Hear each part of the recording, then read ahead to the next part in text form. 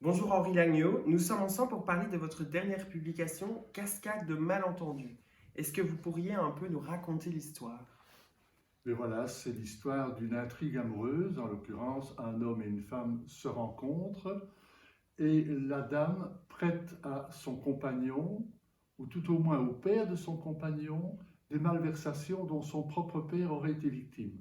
Autant dire qu'elle va être tentée par la vengeance jusqu'au moment où elle s'éprend graduellement de ce compagnon. Elle est alors partagée, laisser libre cours à son besoin de vengeance ou bien laisser libre cours à cette idylle qui se fait impérative.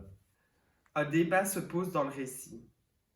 Comment peut-on s'assumer comme citoyen dans un monde en proie à une quantité de problématiques qui sont autant de tragédies? Quelle est votre réponse?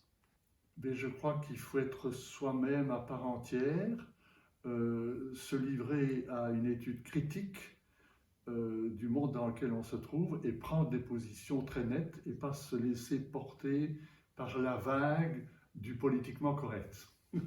Vous citez Albert Cohen, Ovid, Flaubert. Quels sont vos grands écrivains à vous? Albert Cohen use d'une plume magistrale dans son roman Belle du Seigneur. Je trouve ça assez extraordinaire. C'est un livre qui est cité très volontiers par d'autres auteurs. Flaubert est un grand observateur des mœurs de son époque.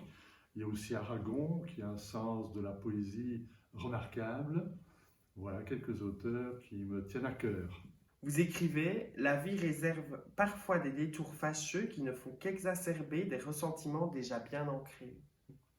Oui, je pense aux rencontres successives entre les deux protagonistes.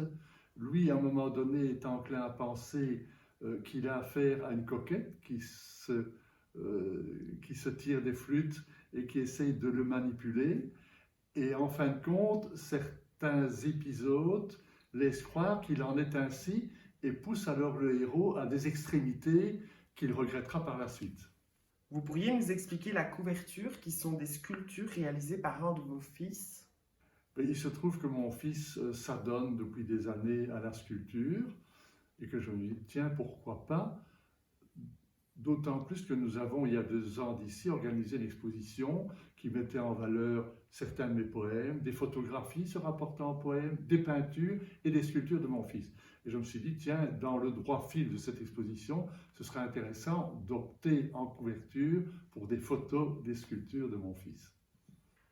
Pour terminer, que vous apporte l'écriture aujourd'hui?